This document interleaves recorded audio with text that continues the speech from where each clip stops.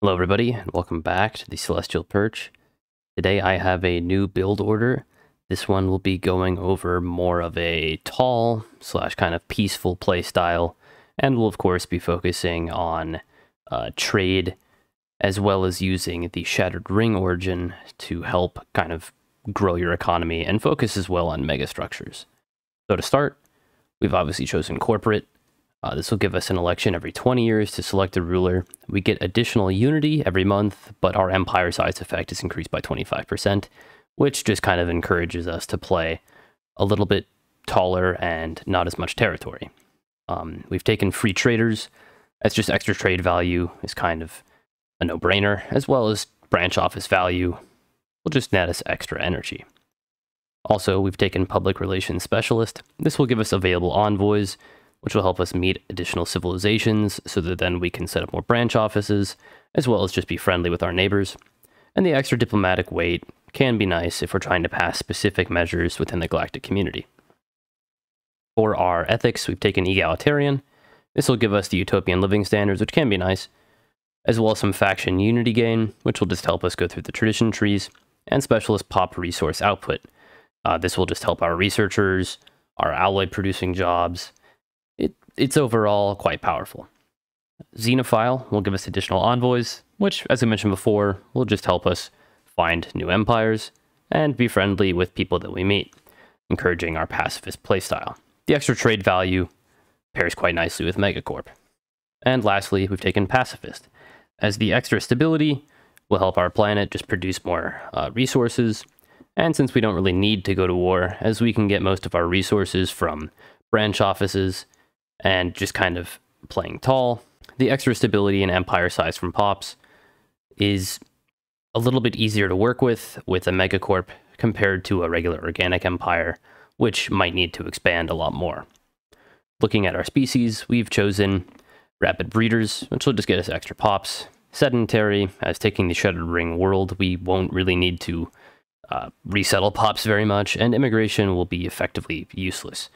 Natural engineers, as some of the best techs are locked within engineering, so having 15% extra from our jobs is quite nice. Non-adaptive is effectively free, as even taking it, we will still have 100% habitability on our ring world, so it doesn't really matter. And thrifty is just kind of something that you need to take with every megacorp. 25% extra trade value from our jobs is very useful. Shattered Ring, the origin, we'll start us with the Shattered Ring homeworld. We can repair it once we've cleared all of the blockers, and we'll unlock the special ring world segments. Our habitability is set to ring world preference, so we cannot settle on regular planets. We will have to use either migration treaties, which can be very easy to get being xenophile and having public relations specialists, or we can always just build droids.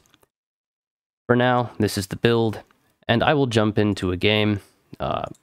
Going to be playing on just regular settings for me, just kind of Grand Admiral, with tech tradition cost just down a bit, and playing with some other settings that you can see here.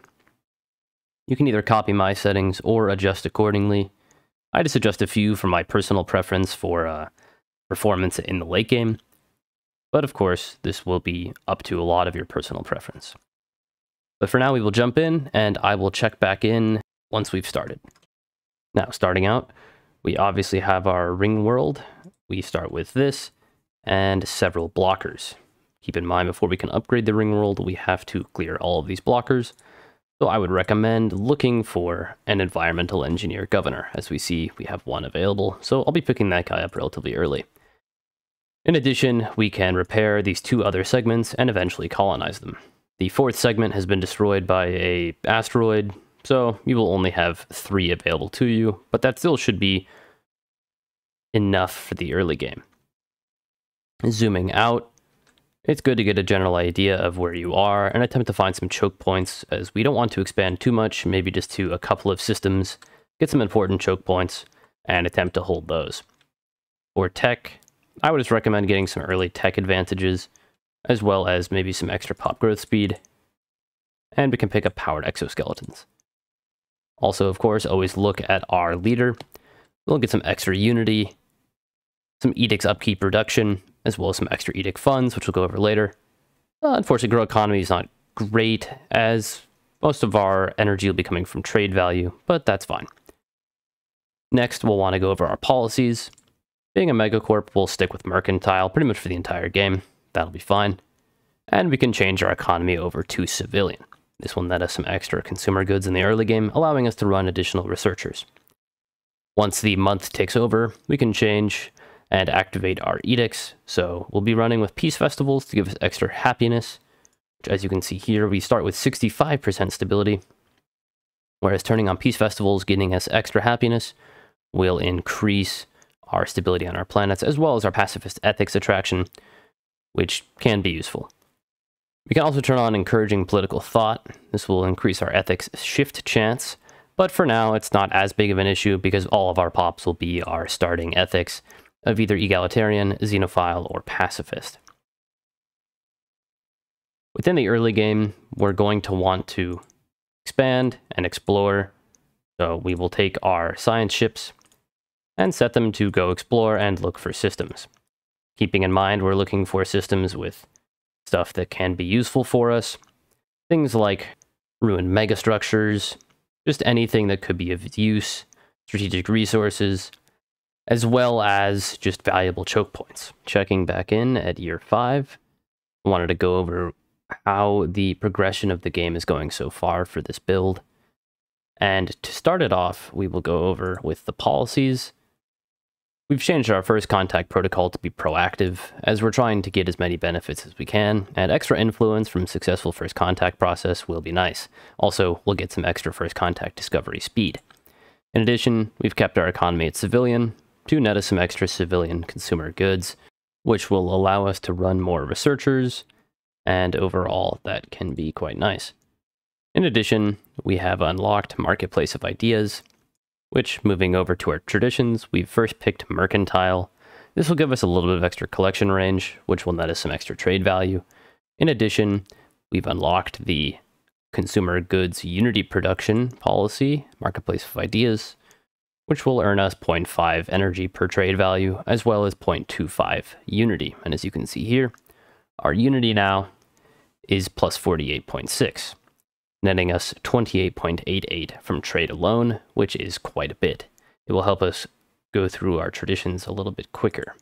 As well, we have been going through some techs, just kind of pick up techs that will help your early game economy. So hydroponics farming will allow us to build hydroponics bays, and extra research speed is good. Of course, on our capital, I've also focused on getting us an environmental engineer, which will increase our clear Clearbacher speed and reduce the cost. As you can see here, we still have some ancient rubble to go through and some decrepit tunnels, and saving 25% on time and energy is quite nice. Also building some extra trade districts to net us more trade, which will be energy and unity. And we've also been producing research labs, which will help us go through techs a bit quicker. Last thing to go over before I take a break and continue on playing is how's our expansion going? Well, when you're playing, you're going to want to find some choke points. So as we can see here, we have a choke point in the south, we have a choke point in the west, and we have a choke point up north. Those 3 choke points will probably be the limit of our expansion, as going beyond that could stretch our empire size a little bit too much, and also would mean that we would have to have a little bit more alloy production for defense, and it's really just not necessary. In addition, if you've gotten as lucky as I have, we got a ruined science nexus, which is kind of crazy, as we'll be able to get mega structures out relatively quickly, considering we started with the Shattered Ring World. So starting with a ruined science nexus is kind of like game over. Now, that might not happen for everybody, so don't expect that, but still, look for your early choke points, continue to expand, and get a hefty amount of science ships out so that you can meet your neighbors and start getting those branch offices constructed. But I will check in probably around sometime year 10 to 15 and show you how the development is going. Hello everybody, and welcome back. About year 17 now, and we've met our first 2 neighbors. Of course, one of them being hegemonic imperialists, and the other being erudite explorers. Now, We have a lot of envoys to use, so we've deployed them here. You can see here, we have quite a few. We have 1, 2, 3, and 4 deployed to this empire, and an additional 3 deployed here. Now, the hegemonic imperialists are, of course, not happy with us, but that's fine. For our society management, we've completed mercantile and took technological ascendancy, and we've completed prosperity, and we've taken shared destiny. Shared destiny will give us extra available envoys, as well as one of the best uses of going tall is to have subjects, and this will remove the monthly loyalty penalties once we have multiple subjects. Now, we hope to eventually be friends with these people, as we have currently positive relations, and can work on forming commercial pacts, research agreements, and eventually setting up some branch offices there as well. It turns out that the area back here is actually not even really necessary to have a choke point, so my expansion this way will be slower, but will eventually be full and complete. We've grabbed our 2 systems here, and have set up hangar bays, as well as hydroponic stations to net us some extra food. Same thing here, although not entirely necessary, it is useful, just in case. Last thing to go over would be that for our technology, we want to focus on getting Starhold technology, so if we can, look for a leader that has expertise Voidcraft, as this will allow us to get our Starhold technologies just a bit easier.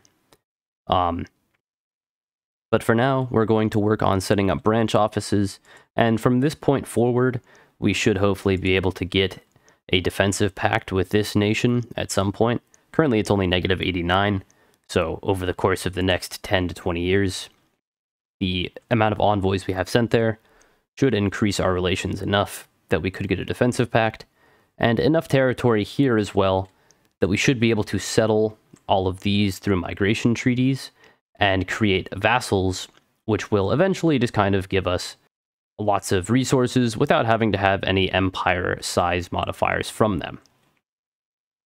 For now, we will also work on getting mega engineering so that we can repair our shattered ring. Last thing to go over is that we're still running our peace festivals and fortify the border, as both of those are useful. Land of opportunity and encourage political thought, not as useful right now. As well as you can see, all of our factions are relatively happy. We might want to change defensive stance so that we can keep the pacifist faction happier and get a little bit more unity as well as a bit more happiness from these 12 supporters. But overall, this build will then just focus on getting mega engineering, repairing our ring structures, getting migration treaties or droids to settle these and create vassals. And since we've taken shared destiny, we can create as many vassals as we want. We will avoid wars at all cost, as that will displease our pacifist faction, and there really isn't much of a point. Whereas now we can just focus on tech, as well as producing trade, getting extra executives and merchants, which will give us lots of trade value and amenities. And trade value, at least for the time being, is giving us a lot of unity, and is allowing us to go through our traditions almost as fast as a spiritualist empire, which is quite nice. And all of this while not slacking too much on tech, taking technological ascendancy to help us get through the technology trees a bit quicker, as well as using all of our available slots to build research labs. We could eventually even replace these administrative offices with researchers, as a lot of our unity is coming from trade anyways, so the extra administrative offices aren't really necessary. But this should cover most of the build, as from this point forward, it will boil down to your personal skill level and just learning the game, as well as your game will be so disparate from mine that beyond this point, it's up to you really to manage your empire effectively and utilize stuff like the market, your fleet manager, defensive packs, and all of your available envoys to keep yourself in the game. The last thing I want to mention before we close up this build order is just to use the market effectively. We don't need to buy as much food, so we can cut back on that. And we can always buy whatever we need, up to maximums, which I will show here on the screen. But being a megacorp, we will have a lot of extra energy available to us. So it's important to use the internal market and eventually the galactic market to shore up any kind of like resource deficit we have, as well as get us the resources we need to continue to expand and build. But thank you for listening, and if you have any questions, comments, or concerns, please leave them. As well as if you're interested in more Stellaris content, feel free to like and subscribe, as well as click the bell notification if you want to get my build orders and other videos as soon as they're released. But thank you, and have a blessed day.